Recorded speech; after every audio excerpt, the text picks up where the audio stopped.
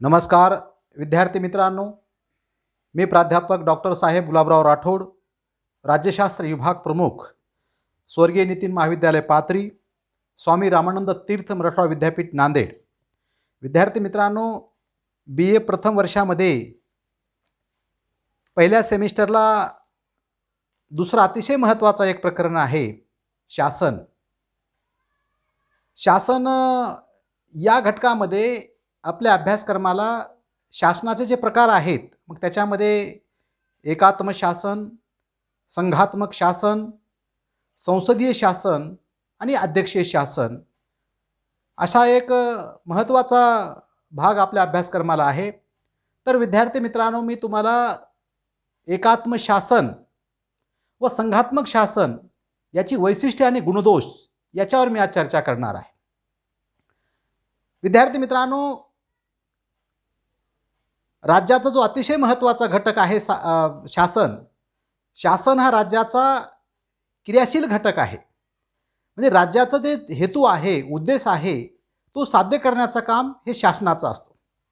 आणि म्हणून शासनाचे काही प्रकार पाडण्यात आलेले आहेत। त्याच्यामधला जो महत्त्वाचा एक घटक आहे, भाग आहे एकात्म शासन। आता एकात्म शासन म्हणजे काय? ज्या ठिकाणी सत्ता ही केंद्रीभूत झालेली असते आणि केंद्रीय पातळीतूनच सर्व सत्तेचे विभागणी किंवा सत्ता वितरित होत असते, असा जो शासनाचा एक प्रकार आहे त्याला एकात्म शासन असे म्हणतात। आता एकात्म शासन जर आपण बघितलं जगामध्ये, तर कुठल्या कुठल्या देशामध्ये आहे? इंग्लंडमध्ये एकात्म शासन व्यवस्था आहे, त्याच्यानंतर जपानमध्ये आहे, चीनमध्ये आहे, रशियामध्ये सुद्धा एकात्म शासन व्यवस्था आहे।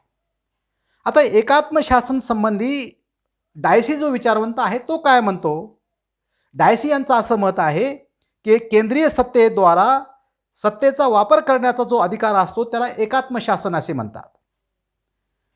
गार्नर काय म्हणतो?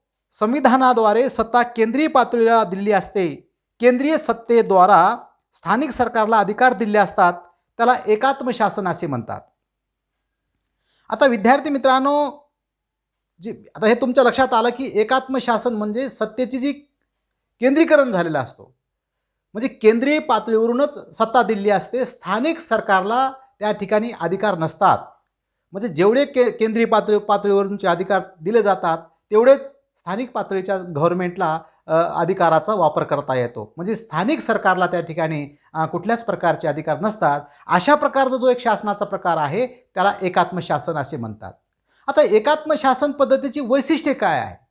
विद्यार्थी मित्रांनो, पहिला जो वैशिष्ट्य आहे तो वैशिष्ट्य आहे संपूर्ण सत्ता केंद्र सरकारला। म्हणजे पहिला वैशिष्ट्य काय आहे? पूर्ण जे सत्तेचं जे केंद्रीकरण झाले असतो ते कुणाकडे झालेलं असतो?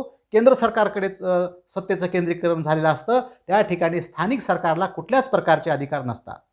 म्हणजे केंद्रीय संपूर्ण केंद्राकडे सत्ता हा सत्तेचा शासनाचा पहिला अतिशय महत्त्वाचा वैशिष्ट्य आहे। दुसरं महत्त्वाचं वैशिष्ट्य या ठिकाणी आपल्याला सांगता येईल की सत्तेचं विभाजन नाही। काय होत नाही? जसं संघात्मक शासन व्यवस्थेमध्ये सत्तेचं विभाजन झालेलं असतं, तसं एकात्म शासन व्यवस्थेमध्ये सत्तेचं काय झालेलं नसतं, विभाजन झालेलं नसतं। हे एकात्म शासन पद्धतीचं महत्त्वाचं वैशिष्ट्य आहे। त्याच्यानंतर विद्यार्थी मित्रांनो, एकेरी नागरिकत्व म्हणजे या ठिकाणी देशातील जे नागरिक असतात फक्त केंद्रीय सत्तेचेच नागरिक असतात, म्हणजे केंद्र सरकारचेच नागरिक असतात। त्या ठिकाणी घटक राज्यामध्ये त्यांना म्हणजे जे काही नागरिकत्व आहे ते त्या ठिकाणी नसतं। फक्त एकाच सरकारचं म्हणजे केंद्रीय सरकारचेच ते काय असतात? नागरिक असतात। म्हणजे हे सुद्धा अतिशय महत्त्वाचं एकात्म शासन संस्थेचं वैशिष्ट्य आहे। त्याच्यानंतर चौथं अतिशय महत्त्वाचं वैशिष्ट्य आहे ते म्हणजे एकच संविधान। म्हणजे संविधान जे आहे ते एकच संविधान असतं।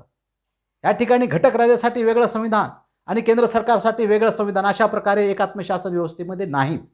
फक्त केंद्रीय पातळीवरच एकच संविधान आणि तीच संविधान संपूर्ण देशाला काय असते? लागू असते। हे एकात्म शासन संस्थेचं महत्त्वाचं वैशिष्ट्य आहे। विद्यार्थी मित्रांनो, अतिशय महत्त्वाचा प्रश्न आहे। त्याच्यामध्ये बघा, आता एकात्म शासन व्यवस्थेचे गुण काय आहे, म्हणजे याचं महत्त्व काय आहे? पहिला गुण आहे बघा, सत्तेचं सार्वभौमत्व। म्हणजे या ठिकाणी सत्तेचं विभाजन होत नाही। संपूर्ण सत्ता जी असते ती सत्ता कुणाकडे असते? केंद्रीय सरकारला सत्ता असते, म्हणजे सत्तेचं काय असतो, सार्वभौमत्व असतो. हे त्याचं पहिला गुण आहे. दुसरा गुण आहे कुशल शासन. म्हणजे सत्ता फक्त एकाच ठिकाणाहून अधिकार प्राप्त झालेले असल्यामुळं ते जे गव्हर्नमेंट असतंय, ते जे सरकार असतंय ते कुशल असते. म्हणजे त्या ठिकाणूच सगळ्या घटक पातळीवर अधिकाराची विभागणी झालेली असल्यामुळं सरकार जे असतं हे कुशल सरकार असतं. तिसरं महत्त्वाचं गुण आहे की कमी खर्चिक. हे तिसरं महत्त्वाचं गुण आहे. म्हणजे सत्ता एकाच ठिकाणी असल्यामुळं जास्त खर्च करण्याचा अधिकार नाही, जास्त खर्च लागत नाही, म्हणजे कमी खर्चिक. हे सुद्धा काय आहे, एकात्म शासन व्यवस्थेचं महत्त्वाचं वैशिष्ट्य आहे. त्याच्यानंतरचा चौथा महत्त्वाचा गुण आहे एकीकरणाची भावना. म्हणजे सगळी सत्ता केंद्रीभूत झालेली असल्यामुळं सगळे नागरिक हे जे असतात ते ते देशाला त्यांचं जबाबदारी असतात. म्हणून या ठिकाणी देश हा त्यांच्या नजरेमध्ये असल्यामुळं एकात्म शासन पद्धतीमुळे मध्ये काय असतं, एकीकरणाची भावना त्या ठिकाणी निर्माण होत असते. पाचवा गुण आहे संकट काळात उपयोगी. म्हणजे घटक राज्याकडे जर अधिकार असेल तर त्या ठिकाणी काय होत असते, घटक राज्याचं म्हणणं वेगळं, केंद्र सरकारचं म्हणणं, अशा प्रकारे दुजाभाव त्या ठिकाणी होतो असतो. म्हणून संकट जर देशामध्ये पेचप्रसंग निर्माण झाला, काही आणीबाणीचं संकट देशामध्ये आलं, तर एकात्म शासन पद्धतीमध्ये निर्णय तात्काळ त्या ठिकाणी घेतले जाऊ शकतात. म्हणून एकात्म शासन पद्धतीचं महत्त्वाचं जे गुण आहे ते गुण आहे संकट काळात उपयोगी. हे महत्त्वाचं गुण आहे. आणि सहावा गुण आहे छोट्या छोट्या राज्यासाठी ही जी एकात्म शासन पद्धत आहे ती काय आहे, उपयुक्त आहे. हे महत्त्वाचे गुण तुम्ही लक्षात असणं गरजेचं आहे. आता विद्यार्थी मित्रांनो, याच्यानंतर बघा दोष काय आहे. आता जसे मी तुम्हाला म्हटलं की एकाच नाण्याच्या दोन बाजू असतात. जसे गुण आहे तसं एकात्म शासन पद्धतीमध्ये काही दोष सुद्धा आहे. पहिला दोष आहे निरंकुश केंद्र सरकार. म्हणजे सत्ता ही फक्त केंद्रीय पातळीवरच असल्यामुळं केंद्र सरकार जे आहे ते निरंकुश बनण्याची शक्यता असते. हा पहिला या शासन पद्धतीमधला दोष आहे. दुसरा दोष आहे अकार्यक्षम शासन. म्हणजे जर शासन चांगलं असेल तर ठीक आहे, पण जर शासन जर कुचकामी असेल तर या ठिकाणी काय होऊ शकतो, देशासंबंधी चुकीचे निर्णय घेतले जाऊ शकतात. आणि सत्ता ही फक्त एकाच ठिकाणावरून म्हणजे वितरित होत असल्यामुळं सरकारला काही घटक राज्याविषयी देणे घेणं राहत नाही. म्हणून अकार्यक्षम शासन हे सुद्धा याचं महत्त्वाचा दोष आपल्याला मानता येईल. त्याच्यानंतर तिसरा महत्त्वाचा दोष आहे स्थानिक नेतृत्वाला वाव नाही. म्हणजे सत्ता ही सगळी कुणाकडे आहे, केंद्र सरकारकडे आहे. केंद्रीय पातळीवरून सत्ता वितरित होत असते. म्हणून या ठिकाणी जे घटक राज्यामधले जे नेते आहेत त्यांना त्या ठिकाणी किंमत नसते. म्हणून नेतृत्व विकसित होण्यासाठी घटक राज्यातून नेतृत्व पुढे येण्यासाठी त्या ठिकाणी त्यांना काय असतो, वाव कमी असतो. हे सुद्धा काय आहे, अतिशय महत्त्वाचं या शासन पद्धतीचा दोष आहे. आणि विद्यार्थी मित्रांनो, शेवटचा दोष आहे, ही जी शासन पद्धत आहे ही फक्त मोठ्या राज्यासाठीच ही शासन पद्धत उपयोगी होऊ शकते. छोट्या छोट्या राज्याला ही शासन पद्धत उपयोगी होऊ शकत नाही. म्हणून हा सुद्धा एक त्याचा महत्त्वाचा दोष आहे. विद्यार्थी मित्रांनो, याच्यानंतर दुसरा जो भाग आहे शासनाचा प्रकाराचा, संघात्मक शासन, याच्यावर आपण चर्चा करूया आता. तर आता संघात्मक शासन म्हणजे काय, ज्या वेळेस सत्तेची विभागणी झालेली असते, सत्ता ही छोट्या छोट्या राज्यांना सुद्धा अधिकार प्राप्त झालेले असतात, सत्तेचं विभाजन झालेलं असतं, असं जे शासनाचा प्रकार असतो त्या शासन प्रकाराला संघात्मक शासन व्यवस्था असे म्हणतात. जसं उदाहरण घ्या, आता भारतामध्ये एक आपल्याला प्रश्न आहे, भारत हा पूर्ण संघराज्य आहे की अर्धसंघ राज्य आहे. म्हणजे भारताने संघात्मक शासन व्यवस्थेचा स्वीकार केलेला असला तरी भारत हा पूर्ण संघराज्यात्मक देश नाही. भारतीय संविधानकाराने भारतासाठी बहुतांश राज्यघटनेचा अभ्यास करून जे भारताला उपयोगी दे असे विचार आहेत ते विचार आपण या ठिकाणी स्वीकारलेले आहे. म्हणजे भारत हा अर्धसंघात्मक शासन व्यवस्थेचा देश आहे. तर पूर्ण संघराज्य कोणत्या कोणत्या देशामध्ये आहे? अमेरिका हा पूर्ण संघात्मक शासन व्यवस्थेचा देश आहे, कॅनडा आहे, ऑस्ट्रेलिया आहे. हे तुम्ही उदाहरणामध्ये तुमच्या लक्षात असणं गरजेचं आहे. म्हणजे संघात्मक शासन व्यवस्था म्हणजे काय, तर सत्तेची विभागणी ज्या सरकारमध्ये झालेली असते त्याला संघात्मक शासन व्यवस्था असे म्हणतात. संघाला फेडरेशन असे म्हणतात. आणि लॅटिन शब्द असो फिडियस म्हणजे संधी, अशा प्रकारे लॅटिन भाषेमध्ये याला शब्द देण्यात आलेले आहे. आता संघात्मक शासनाची वैशिष्ट्ये काय आहे, हे महत्त्वाचा क्वेश्चन आहे तुम्हाला. संघात्मक शासन पद्धतीची वैशिष्ट्ये किंवा गुणदोष. तर संघात्मक शासन व्यवस्थेचं पहिलं वैशिष्ट्य आहे अनेक राज्यांचा समावेश. म्हणजे इथं छोट्या छोट्या राज्यांचा समूह मिळून संघ झालेला असतो. म्हणून हे संघात्मक शासनाचं पहिलं वैशिष्ट्य आहे, अनेक राज्यांचा समावेश. दुसरं वैशिष्ट्य आहे सत्तेचं विभाजन. म्हणजे काय की या ठिकाणी सत्ता जी आहे, जसं भारतामध्ये आपण पाहतो की सत्तेचे विभाजन झालेले आहे. केंद्र सूची, राज्य सूची, समवर्ती सूची आणि शेष अधिकार. केंद्र सूचीमधील जे विषय आहेत ते कुणाकडे आहे? केंद्र सरकारकडे आहे. राज्य सूचीमधील जे विषय आहेत ते राज्य सरकारकडे आहे. समवर्ती सूचीमधील जे विषय आहेत ते दोन्हीला आहेत आणि जे राहिलेले जे अधिकार आहेत ते सगळे केंद्र सरकारला आहे. म्हणजे अशा प्रकारे या अधिकाराची संघात्मक शासन पद्धतीमध्ये काय झालेली असते? विभागणी झालेली. हे महत्त्वाचं वैशिष्ट्य आहे. त्याच्यानंतर दुहेरी नागरिकत्व हे तिसरं महत्त्वाचं वैशिष्ट्य. दुहेरी म्हणजे काय? घटक राज्याचा नागरिक वेगळा आणि केंद्र सरकारचा नागरिक वेगळं. अशा प्रकारे संघात्मक शासन व्यवस्थेमध्ये दुहेरी शासन व्यवस्था आहे. चौथा आहे संविधानाचं श्रेष्ठत्व. म्हणजे या ठिकाणी इतर राज्यामध्ये कुठलीही संस्था किंवा कुठलाही व्यक्ती इथं सार्वभौम नाही आहे. इथं सार्वभौम कोण आहे? संविधान. संविधान हे शिरोधार्य आहे आणि देशाचा कारभार फक्त संविधानानुसार चालतो. संविधानाचीच नियमावलीनुसार कायद्याचं पालन केलं जातं. म्हणजे संविधान हे संघात्मक शासन व्यवस्थेमधला एक महत्त्वाचं स्थान आहे आणि त्याला श्रेष्ठ देण्याला आहे. हे महत्त्वाचं वैशिष्ट्य आहे.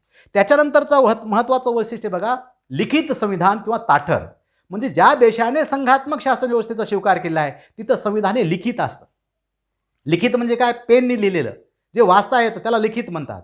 आणि ताठर म्हणजे काय? की परिवर्तन करण्यासाठी, एखादा नियम बनविण्यासाठी सहजासहजी या ठिकाणी संविधानामध्ये बदल होत नाही. संविधानामध्ये बदल करायचा असेल तर विशिष्ट प्रक्रियेतून जावं लागतं. त्याला ताठर राज्यघटना असे म्हणतात. आणि हे संघात्मक शासन व्यवस्थेचं महत्त्वाचं वैशिष्ट्य आहे. विद्यार्थी मित्रांनो, सहावं महत्त्वाचं वैशिष्ट्य आहे न्यायालयाची सर्वोच्चता. म्हणजे या ठिकाणी न्यायालय हे सुप्रीम असतं. या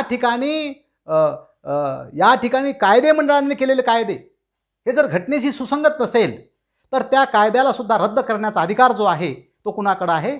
न्यायालयाकडे आहे. म्हणजे न्यायालय हे काय आहे? संघात्मक शासन व्यवस्थेमध्ये सर्वोच्च स्थान त्याला देण्यात आलेले आहे. हे महत्त्वाचं वैशिष्ट्य संघात्मक शासन व्यवस्थेचं आहे. विद्यार्थी मित्रांनो, जसं मी तुम्हाला म्हटलं की एकात्मक शासन व्यवस्थेचे काही गुणदोष आहेत, तसं संघात्मक शासन व्यवस्थेचे गुणदोष आहेत. पहिला गुण आहे राष्ट्रीय एकात्मतेत वाढ. म्हणजे अशा प्रकारे अधिकाराची विभागणी झालेली आहे. सगळ्यांना न्यायी वागणूक आहे. त्याच्यामुळे इथं राष्ट्रीय एकात्मतेत वाढ होऊ शकते. हे महत्त्वाचं गुण आहे.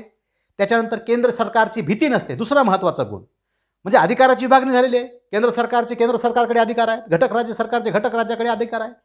त्याच्यामुळे केंद्र सरकारची मनमानी या ठिकाणी नसते. म्हणजे या ठिकाणी केंद्र सरकारची भीती नसते. हा महत्त्वाचा गुण आहे. त्याच्यानंतर तिसरा आहे संविधानाचे श्रेष्ठत्व. मी तुम्हाला म्हटलं की संविधान इथं श्रेष्ठ आहे. इथं कुणी व्यक्ती श्रेष्ठ नाही किंवा एखाद्या संस्था श्रेष्ठ नाही. सगळ्यांना संविधानाच्या नियमानुसारच काम करावं लागतं. म्हणजे संविधानाचं श्रेष्ठत्व हे संघात्मक शासन व्यवस्थेचं महत्त्वाचं गुण आहे. त्याच्यानंतर पुन्हा तोच मुद्दा आहे न्यायालयाची सर्वोच्चता. म्हणजे इथं न्यायालय हे सर्वश्रेष्ठ आहे. कायदे मंडळाने केलेला कायदा किंवा कार्यकारी मंडळाने घेतलेला निर्णय जर संविधानाशी सुसंगत नसेल तर तो निर्णय बदलण्याची ताकद कुणाकडे आहे? सर्वोच्च न्यायालयाकडे आहे. म्हणजे सर्वोच्च न्यायालयाचे श्रेष्ठत्व हे संघात्मक शासन व्यवस्थेचं महत्त्वाचं गुण आहे. त्याच्यानंतर पाचवा आहे मूलभूत अधिकाराचं रक्षण. जे नागरिकांचे मूलभूत अधिकार आहेत, जसं भारतामध्ये 6 अधिकार आहेत, याचं रक्षण करण्याची जबाबदारी जर म्हणजे कोणत्या शासन व्यवस्थेमध्ये असेल तर संघात्मक शासन व्यवस्थेमध्ये आहे. आणि ही जबाबदारी सुप्रीम कोर्टावर सोपविण्यात आलेली आहे. त्याच्यानंतर कार्यक्षम शासन. म्हणजे अधिकार विभागणी झालेल्या असल्यामुळं त्या अधिकारामध्ये किंवा जे दिलेले अधिकार आहेत त्याच्यानुसार ते निर्णय घेतात. म्हणून सरकार जे हे असतं संघात्मक शासन व्यवस्थेमधलं ते कार्यक्षम असतं. हे महत्त्वाचं गुण आहे. आता इथं दोष बी आहेत संघात्मक शासन व्यवस्थेचे. पहिला दोष कोणता आहे? दुर्बल केंद्र सरकार. अधिकार घटक राज्य सरकारकडे असल्यामुळं किंवा काही केंद्रीय पातळीवर निर्णय सरकारला घ्यायचा असल्यावर त्यांना घटक राज्याचा सहमती घ्यावी लागते. म्हणून या ठिकाणी एकमुखी जी ताकद असते केंद्र सरकारची ती या ठिकाणी संघात्मक शासन व्यवस्थेमध्ये दिसून येत नाही. म्हणजे दुर्बल सरकार हे संघात्मक शासन व्यवस्थेचा महत्त्वाचा दोष आहे. केंद्र सरकार आणि राज्य सरकारमध्ये मतभेद होतो हा दुसरा महत्त्वाचा दोष आहे. केंद्रीय अधिकार वेगळे, घटक राज्याचे अधिकार वेगळे. समवर्ती सूचीमध्ये केंद्र सरकार कायदा बनवतो, राज्य सरकार कायदा बनवतो आणि मग कायदा बनवित असताना या ठिकाणी काय होऊ शकतो? यांच्यामध्ये मतभेद निर्माण होऊ शकतो. हा महत्त्वाचा दोष आहे. राष्ट्रीय एकात्मतेत अडचण हाही महत्त्वाचा दोष आहे. दुहेरी नागरिकत्व म्हणजे इथं राष्ट्रीय विमानवर्तीसाठी जे एकेरी नागरिकत्व आहे ते या ठिकाणी कुठंतरी आपल्याला कुचकामी होताना दिसतंय. कारण इथं नागरिकत्वामध्ये या ठिकाणी काय आहे, दुहेरी आहे. म्हणजे तो अगोदर घटक राज्याचाही नागरिकत्व आहे, नंतर केंद्र सरकारचं नागरिकत्व आहे. म्हणजे हे सुद्धा कुठंतरी राष्ट्रीय एकात्मतेला तडा जाण्याची भीती निर्माण होते, म्हणून हा दोष आहे. 5वा दोष आहे पैसा आणि वेळ याचा अपव्यय. म्हणजे घटक राज्याला दिलेले अधिकार, केंद्र सरकारला दिलेले अधिकार, कायदा बनवण्यासाठी नियमावली, याच्यामुळं काय होऊ शकतो, पैसा आणि वेळ याचा सुद्धा काय होऊ शकतो, अपव्यय होऊ शकतो. म्हणून हा एक अतिशय महत्त्वाचा दोष आहे. आणि शेवटचा आहे विघटनाची भीती. विद्यार्थी मित्रांनो, की मी तुम्हाला या ठिकाणी म्हटलं की केंद्र सरकार वेगळं आहे, राज्य सरकार वेगळं आहे आणि ज्याच्या त्याला अधिकार आहेत. आणि याच्यामुळं काय होऊ शकतो, घटक राज्यांच्या अधिकारावर जर कुठंतरी गदा आली तर या ठिकाणी घटक राज्यामध्ये केंद्रीय सरकारविषयी मुठमुनाव होऊ शकतो.